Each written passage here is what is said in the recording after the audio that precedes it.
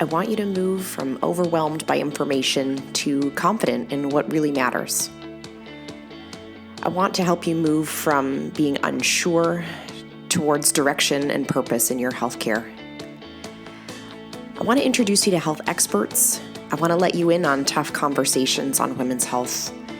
I want to give you a place where you can lean in and learn how to take care of yourself. Let's transform your health. Let's get clear on your goals. This is Women's Health Unplugged. I'm your host, Dr. Jordan Robertson, naturopathic doctor.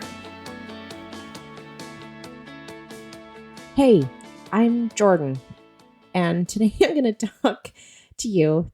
That's a different intro than normal, isn't it? Today we're going to talk about a very personal journey of mine towards sobriety. And so I wanted to come at it just from that more personal perspective. Yes, I am a naturopathic doctor. Yes, all of those things.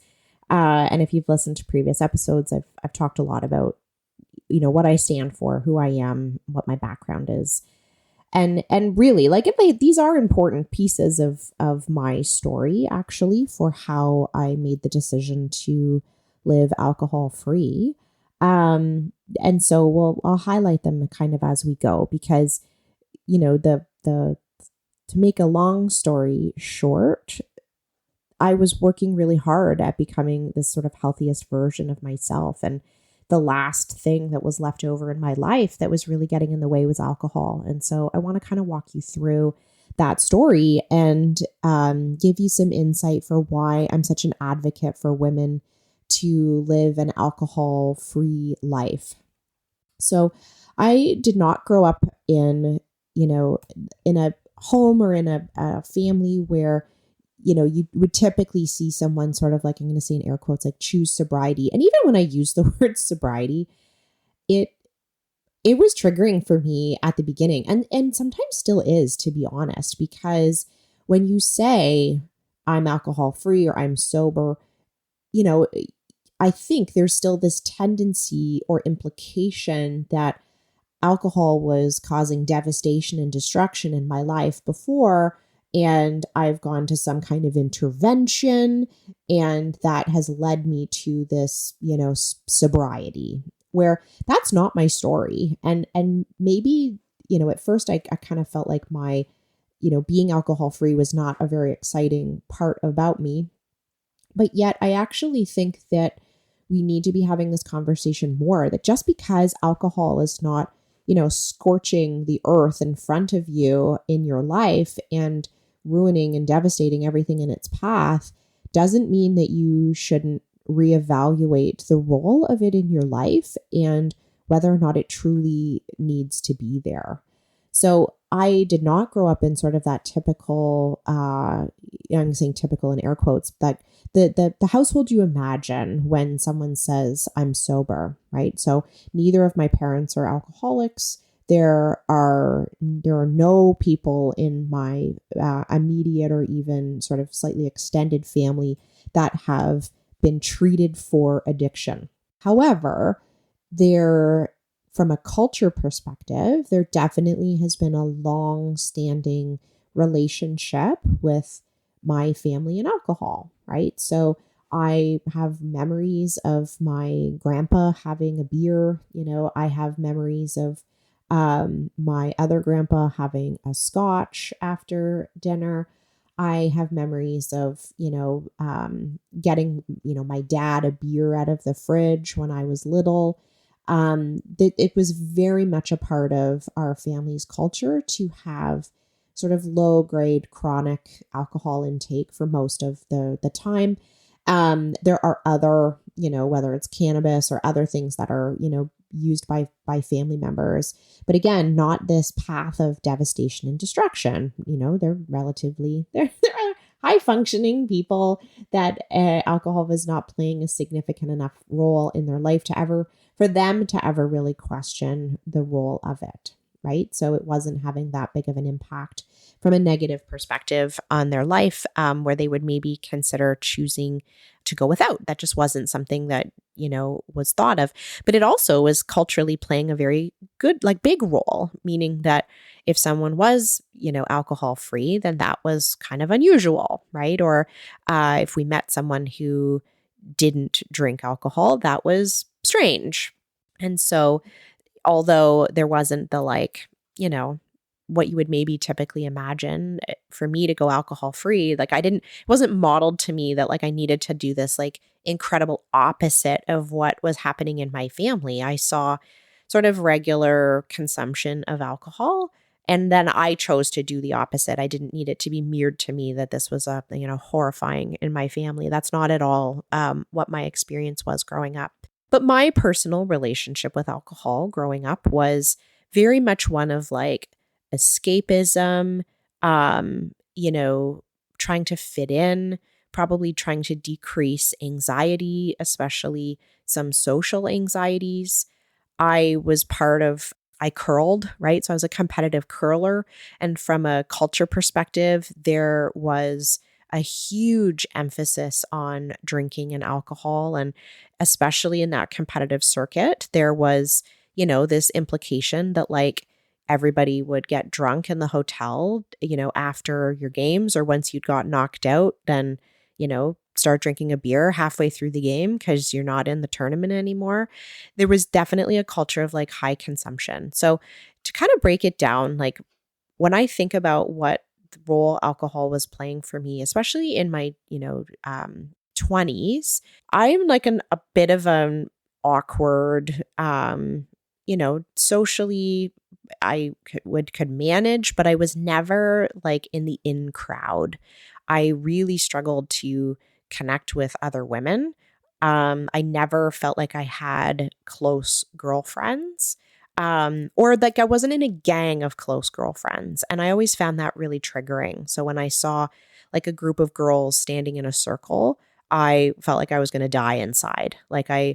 And actually I still have that to this day, to be honest. But when I saw a circle of girls standing, or girls like getting ready to go out when I was in university, like part of me was dying inside because I didn't know how to connect with my peers in that way. And I honestly don't know where that came from. And I probably have spent thousands of hours and maybe thousands of dollars at therapy to try and figure that out. But I just never really connected that well. And so in my 20s, like alcohol served this purpose of like, helping me feel more relaxed, helping me be like funnier, actually. Like I can be funny, but I could be funnier if I had alcohol, or I was more likely to actually tell the joke if I'd had alcohol. I love dancing. I felt like I was a better dancer if I had had alcohol, or I danced more. I was more fun.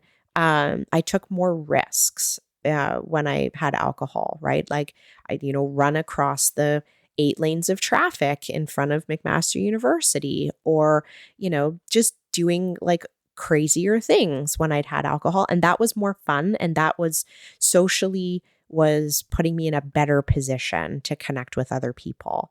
It let me get away from sort of like my overly analytical, probably overly emotionally analytical brain, and let me just be and hang out and have fun.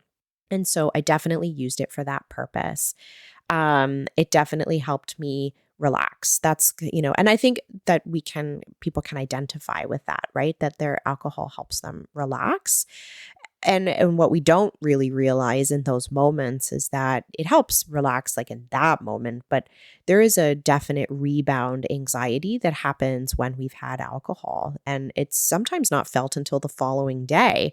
And so you can see that we can get into this vicious cycle of like needing a drink to wind down like every day, because the rebound anxiety from having drank the previous day actually lingers into the next day. And I think that's partly where that sort of vicious cycle of having a glass of wine at the end of every day happens, is because, you kind of feel like you need it. And it's, but it's hard to point our finger at the wine as being the problem because it was yesterday that we had it, right? It's not today. And so why is today so difficult? Well, actually, it's because we had wine yesterday. So that was kind of the role that alcohol was playing for me at that time in my life. It was, connection with my family. It was connection with my partner. And so as I transitioned to, out of the university, out of the competitive curling, which really, like, when I think back on some of those stories, like, it's funny that, like, at that time, you would tell alcohol related stories like they were a badge of honor, right? Like, oh, I got so sick from drinking all this alcohol, or, I was on my hands and knees on the front lawn throwing up and haha, like, like this was like some kind of like desirable thing. And I remember telling those stories. I remember, saying I'm a better horseshoe player at the cottage when I'm drunk, or if I was worried about a curling game, like, let's just have a beer before the game and that'll make me better.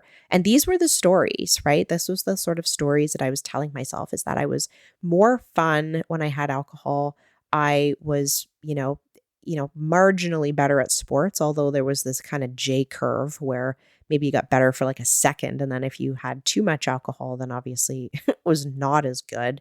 I was more fun. I was funnier. And these were kind of the stories that I was telling myself. And really, that was mirrored back to me with the, in the circles that I was flying in, is that is what everyone did. And I didn't really think about it as a personal choice. It was almost like we were making a group choice, that this is what happens. Tailgating in the back of people's cars outside curling rinks, because we weren't allowed to drink inside, or like literally like finding every little possible way to incorporate alcohol into the activity.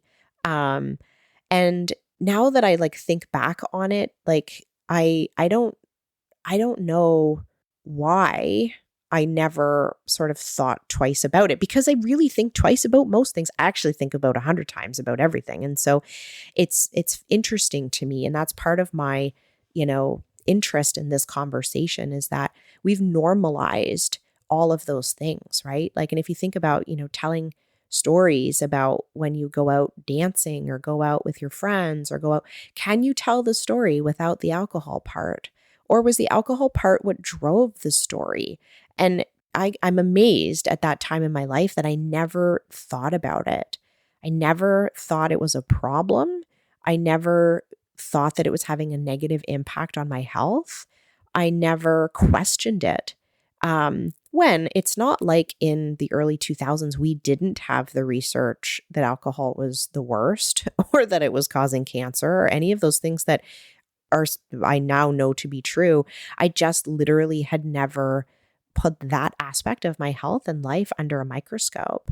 When I started exercising more, so I quit competitive curling. Partly I had to. My life and all of that just was not conducive to it. There was in my last competitive year, I was the only person on my team with kids. I had opened my practice, and my daughter, I went to the like Ontario provincial curling competition when I was pregnant with my daughter. And the following year I played when she was a brand new baby. And I remember my husband turning to me and being like, "This is craziness, Jordan. Like, you're not here like 20 weekends a year between Labor Day and April. Like, 'cause this is just not working for our family." So I decided to, hang up the shoes, hang up the broom. And I quit competitive curling. And as a consequence, I eventually quit recreational curling because I just didn't enjoy that aspect of the sport any longer without the competitive side.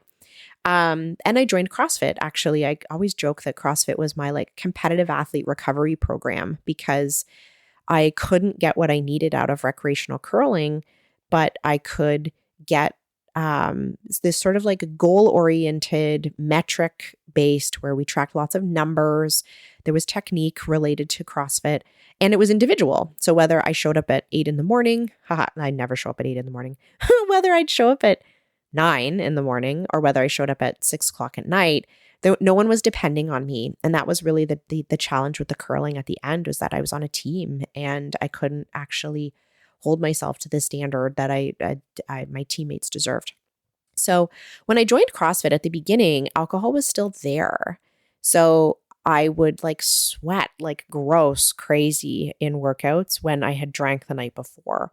Or I specifically remember going out for my birthday one year and then like 3 days later noticing that my performance was suffering significantly because of the alcohol. And I remember the coach on that day being like, yeah, Jordan, like it still impacts your body like 3 days later. And somehow I kind of had paired that up in my mind with my birthday. Like, well, it's because I'm getting old. When the reality is this is probably happening like always, that alcohol was having an impact on performance 3 days later, and I had just never really realized it. But at the beginning of my CrossFit life, the alcohol was still there, and I remember I even have a Facebook memory that pops up every once in a while that shows me putting a bottle of wine, which was J. Lore at the time, was my favorite cab. And there's a picture of me like putting it in my gym bag, be saying like, "See you tonight, girls," because we were having a girls' night at the gym.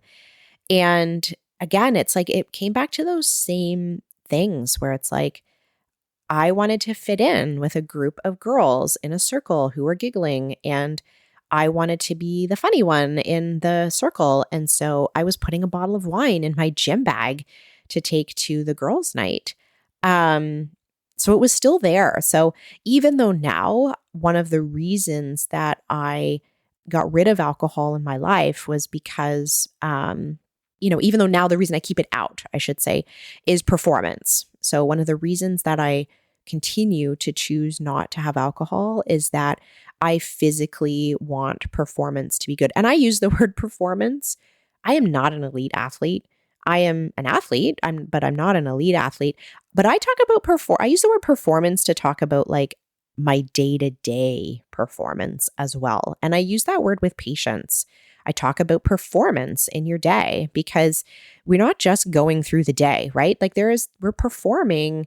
We want our body to perform. And so even though that's one of the reasons why I keep alcohol out, it was not one of the reasons why I started to take it out. Although it helped. And I will say, if you have something in your life that is, exercise based or performance based, that's where you'll start to see, that's where if you made a decision to cut alcohol out, that's where you would see the difference maybe the fastest is in your actual physical performance in your athletics. But it was still there for me at the beginning of my CrossFit journey. And really like the tipping point for me came with a conversation with a friend, actually. And this is my best friend who is a naturopathic doctor also. And he said, well, actually, it started with like sort of small reference points to the carcinogen that was in my diet.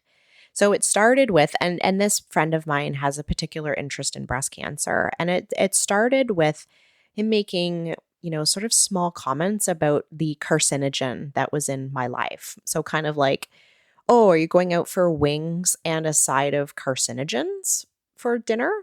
And at first it was like, funny, like, haha, this person doesn't consume very much alcohol themselves. And I kind of always viewed those statements through that lens. Like, well, he doesn't like beer and I love beer. And so he's calling it a carcinogen because he doesn't like it. And that's how I viewed it at first, was that it was like he was the weird one because he doesn't like beer and I love beer. And so that's why he's saying it like that. And however, over time, that conversation kind of evolved into like, well, why, Jordan? Not just like, are you having a side of carcinogens with your dinner, but why are you having a side of carcinogens with your dinner? And that was, sort of a tipping point for me because I was like, you mean this? Like, like pointing to my glass of wine, like, oh, like you're actually calling it a carcinogen, right? You're not just saying it's like toxic chemical soup because you don't like it, like you're actually calling it a carcinogen.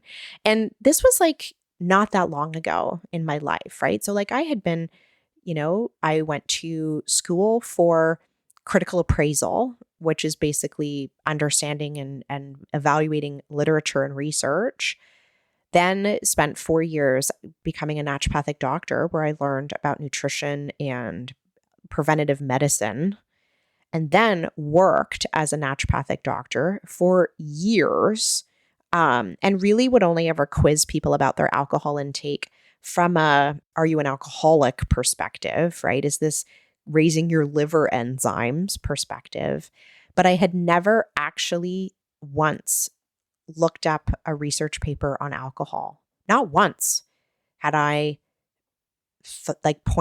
looked at it with a more critical eye to determine whether or not what I was doing was having a negative impact on my health. It was like I wasn't willing to look at the evidence because I was afraid about what it was going to say.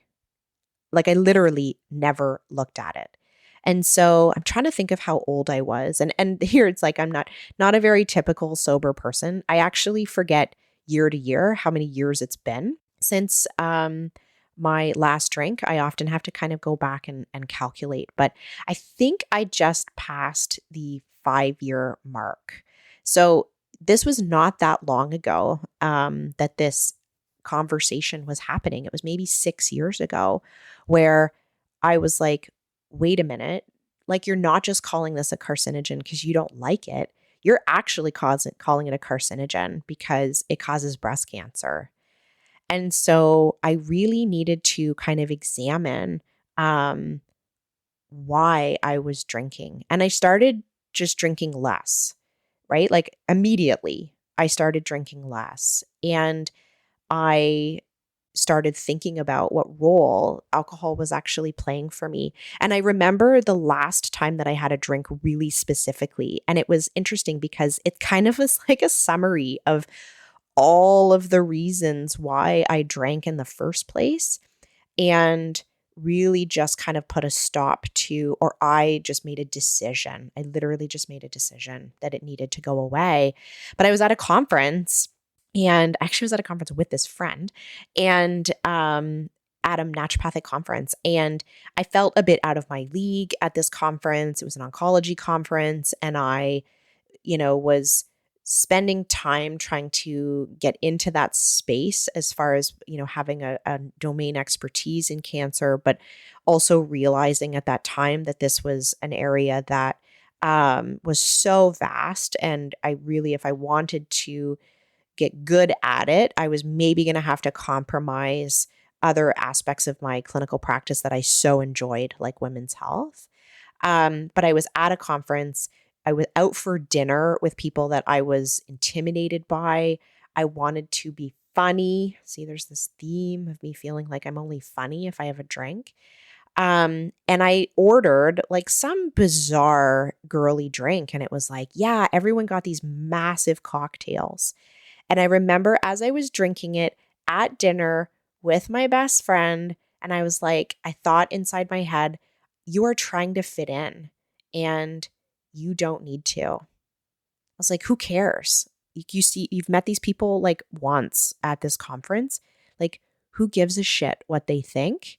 And here you are drinking this big, cocktail when you know now that this is a carcinogen, and this is literally the worst thing that you do in your health now. Like, why are you training so hard? Why are you going to therapy? Why are you getting vegetables delivered to your door if you can't reconsider why, like, this relationship with alcohol? And that was my last drink. So I remember leaving that restaurant and thinking, I'm done. I'm not going to do that again. And I just started counting the days. I just started. And so I know that if you're listening to this and you struggle with alcohol, or you've had multiple attempts at trying to quit and it has not been successful for you, I mean, the evidence that people need programs and support and infrastructure and coaching and strategies around quitting alcohol, like I'm the anomaly that I literally sat at a dinner table and was like, yeah, I'm done. However, you can make a decision to start to move towards being done and start to get yourself the level of support that you needed. All I needed was a friend. I needed one friend to point a finger at a really yucky part of my health in order for me to start to make that decision and just put one foot in front of the other every single day. Now, I made the decision in February. So the conference was in February. And I wasn't, from February until May long weekend, I wasn't really exposed to anything or anyone that was really going to put pressure on my decision. It wasn't until I circled back to the cottage and summer and barbecues and being at the lake, where that's where, we connected with other people on the lake, was having alcohol. And so I really and I did not choose that timing on purpose. That just happened to be when I decided that was my last drink. But I will say that there was definitely, it played to my advantage that I didn't have to make too many hard decisions for a while until I got to the sort of environment where people started to question why I wasn't having a glass of wine, or people would just serve me, grab me a beer and even open the beer and pass me a beer, because that's how common it was for me to have done that in the past. And for me to have to say, actually, I don't drink anymore. I went a long time without having to enforce those boundaries. I just made the decision at a conference and then went home and went to work every day from February until May and didn't have to sort of think twice about it. But that's how I made the decision, is that I could just see that it wasn't working for me. The reasons I was doing it were, superficial is not really the right word. The reasons I was doing it were not authentic, right? I wasn't doing it because I love wine, right? And if you do, great. But that's not what I was doing it. I wasn't doing it because I loved the taste or because food and all of that really matters to me. It doesn't. I was doing it for superficial reasons. I was doing it to fit in. I was doing it to be funny. I was doing it so I could be a better dancer, and be looser and be relaxed, rather than, again, being this analytical, quiet overthinker in the corner. I wanted to fit in. I felt like I would have more friends if I drank alcohol, as ridiculous as that sounds. And this is in my 30s, right? It's not like I was doing this when I was in my teens. I mean, I was, but literally still in my 30s, I felt like I would have an easier time making friends if I drank alcohol. And a funny thing kind of happened when I made that decision, that one, I started to surround my online experience with people who were sober. And that was maybe one of the best things that I could have done, because it started to help me see what the things were about my culture that I couldn't see that were negative, right? It's almost like you can't even see the sexism or even the racism when it's so systemically embedded in culture. And I couldn't see some of those aspects of alcohol and my relationship with alcohol until I was out of it and started to align myself with people who are willing to tear off that Band-Aid for me. Meaning that showing me that advertising and alcohol was targeting me as a new mom, targeting me as an uncomfortable, quiet woman, that I was being targeted by marketers to drink more. That some of the choices I thought I was making in my alcohol, I was actually being influenced in a way that, because of marketing, because of society, it was keeping me small actually to have the alcohol. Whereas I thought it was making me a bigger, funner person, it actually was compromising me. And I couldn't see all of those pieces. I didn't see that the wine memes about parenting, I didn't even see them from that perspective until I made a choice to kind of align myself with anti-alcohol and sober women online. Why was it that parenting was so stressful that I needed booze to solve the problem? Why was it that my work day was so stressful that I needed a glass of wine at the end of the day? Why were we normalizing? Why was I drowning those feelings with alcohol? Why wasn't I allowed to feel those feelings Why couldn't I just say, you know what, my workday's hard, or this parenting gig is balls? It was like those feelings weren't really even allowed, or I wasn't allowed to explore solutions for those problems. Yeah, so we basically, it wasn't acceptable for me to look at solutions for those problems. I just had alcohol to solve them. It wasn't acceptable for me to tell my girlfriends how I felt about our relationship or my insecurities. Instead, I was just going to drink and be funny. And it wasn't until I aligned myself with women online that were sober that I start to even see the sort of systemic problems with women and alcohol and how blind I was to the impact that those were going to have on my health. It wasn't until I aligned with that that I started to really make those realizations. And it wasn't until I got days and days and days and days and months and even years away from my last drink did I start to see how much better I felt without it. And I think sometimes we fall into that trap, right? I'll ask patients like, well, how long have you actually gone without alcohol? And they're like, oh, like at least 2 weeks. And maybe that isn't long enough for you to feel your mood better or feel a deeper sleep. It might not be long enough. And so when we only have those short periods of time that are alcohol free, you're not actually knowing what it's like to be alcohol free. You're taking a temporary break from that drug. You're not actually being free of that drug. And that's actually where I think you actually have the benefit.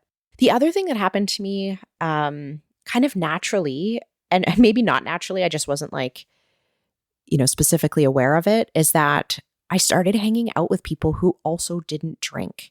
And I didn't always know that about them when we became friends or when we started to spend more time together. But I started to align myself with either consciously or subconsciously with people who also had given up their relationship with alcohol. And, some of these people had a more dark relationship with alcohol than I did. Some of them just chose not to have alcohol because they felt better without it. But my friend group actually became all non-drinkers. And that had a profound impact on my ability to just be myself without worrying about whether or not I needed alcohol in order to fit in. Because if it wasn't there from the beginning, right, like none of us drank, then they were spending time with me because of me, right? They weren't spending time with me because of the number of jokes I can tell when I've had a couple of drinks. And that really, like, over the long haul has made a really profound difference. And I know that my taking out alcohol has had a positive impact on other people not drinking as well, which is interesting because I never saw myself as that friend, right? I never saw myself as the friend who anyone wanted to be like, or, that my behavior was going to model for someone else's behavior. But I now also have friends who have started to renegotiate their relationship with alcohol. And part of it is because we spend more time together and we've had some of these conversations about my sobriety and why this is something that's so important to me. So circling back on the health stuff, and that's a little bit outside the scope of what I wanted to focus in on today. I wanted to give you sort of my journey, but when I look at the long haul, I really have zero interest in putting alcohol back into my life. Do I miss those times where I was funny and a good dancer? Yes. And so when I ever have a craving for alcohol, it's the freeness that I felt in those moments that I'm craving, not the alcohol itself, which I think is so telling, right? That I was after it for the drug effect. I wasn't after it because I really like a good cab, right? Like Cabernet Sauvignon. That's not why I was after it. It wasn't because it paired so beautifully with the fish I was eating. I was literally after it for the drug effect, because when I miss it or when I crave it, similar to craving smoking, right? Like where, I've had a couple of cigarettes in my lifetime and I know what that feels like. It's the drug effect. It's that like freeing effect that I'm after, not the taste of the alcohol. And so once I started to challenge that in myself, right? Because I always thought, oh, I really love it. I really love beer. I really love a good beer. I love good wine. No, like I don't really love it, right? And even now, I actually now I don't like beer. Right? People are like, well, try this non-alcoholic beer. I'm like, why? Why would I do that? Like, I do not need that. That is a gross drink, and I probably could just have water or a coffee. But that's what I miss. I miss the drug effect of it. And what I am sensitive to now, or the way that I've managed that, is to start to think about, like, under what circumstances do I want that? And what is it about that environment that I've put myself in that makes me crave this escape?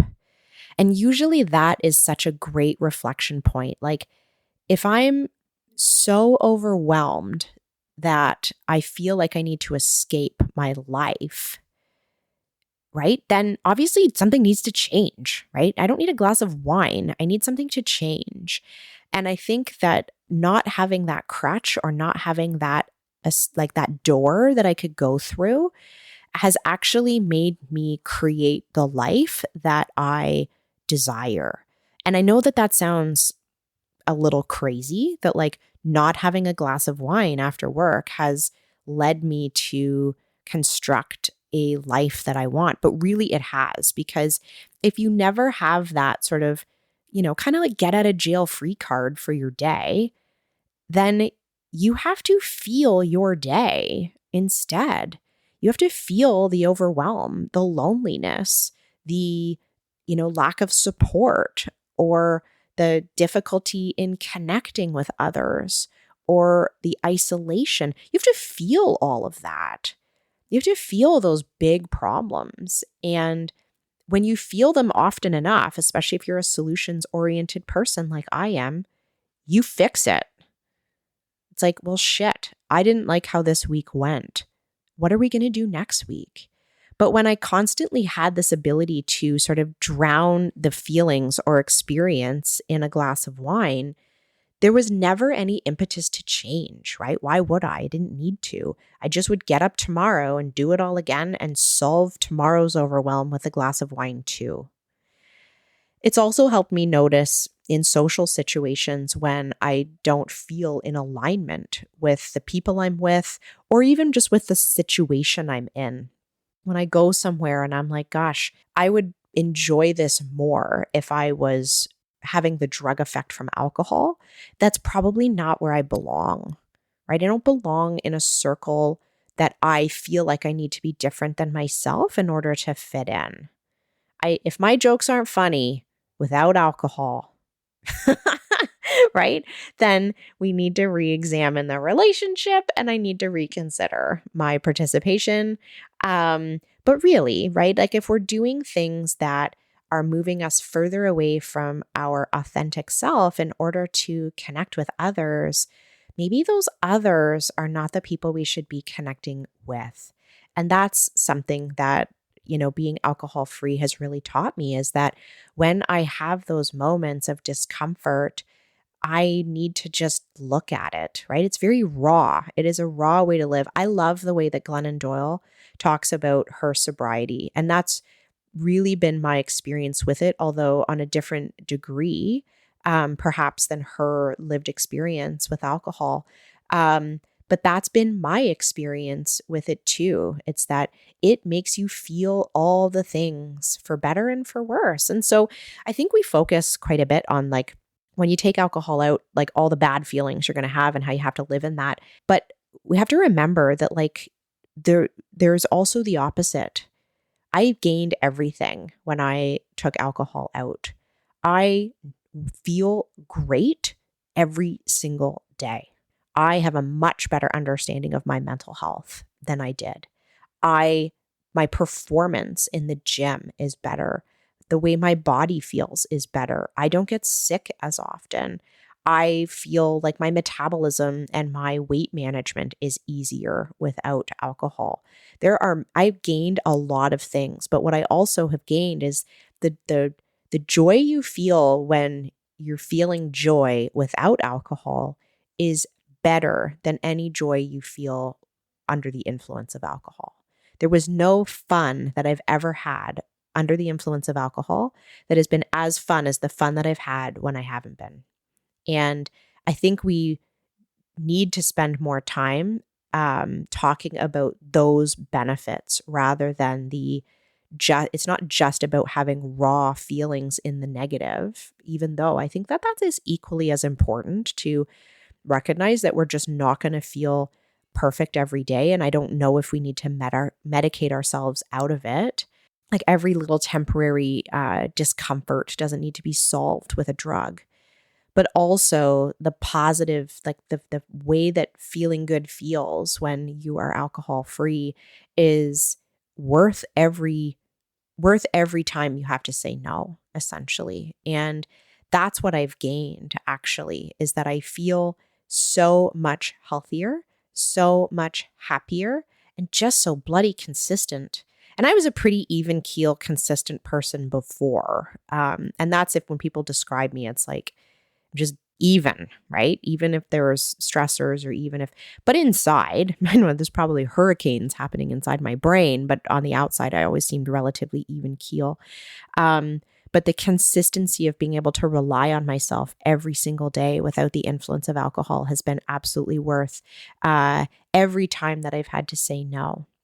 I've done other podcasts about this topic where we dove into the health stuff a little bit. And if this is piquing your interest, you definitely need to go back and look at it. But alcohol is a class 1 carcinogen, right? So it's the same as smoking. If you would not pick up smoking because you're worried about the cancer, you need to examine your relationship with alcohol and ask yourself why it's in there. And if it's because you really love the way that wine pairs with your fish, more power to you. But I would encourage you to look at the systems and societal cultural pressures that have made you have a relationship with alcohol in the first place and that continue to reinforce why you need alcohol in your life. I would examine whether or not you're using alcohol to fix the problems that alcohol is causing, right? Your day-to-day anxiety may actually be being worsened by your daily glass of wine. I would, look at the circumstances under which you feel like you need to use alcohol and whether we're medicating away other discomfort or challenges that you're having in your life that need a more closer examination and maybe solutions so that you don't need to escape your life. I don't want you to feel like you need to escape your life. And also thinking about your friends, right? If you feel like you need to be someone different in order to be in a social circle, maybe it's not the circle for you. And I've had lots of instances over the last 5 years where I felt like my circle was awfully small, or even moments where I felt like my circle was that one friend who told me to stop drinking 6 years ago or 5 years ago. But those temporary small circle moments where I've really felt like I haven't had a lot of other people in my life, but that those connections have been authentic and like they know me rather than knowing funny, good dancer me, that has been worth it for me to endure, to have those connections be as authentic as they are, because those are the people that are going to be with me for the long haul, not just until, the buzz wears off. I hope you enjoyed that episode of Women's Health Unplugged. My goal is to help you feel more confident about your health. Please remember that what we talked about today in the podcast does not constitute medical advice, nor was a doctor-patient relationship formed. If you have questions about your healthcare or about how today's topic pertains to you, please take it up with your family doctor, your specialist, or someone on your health team.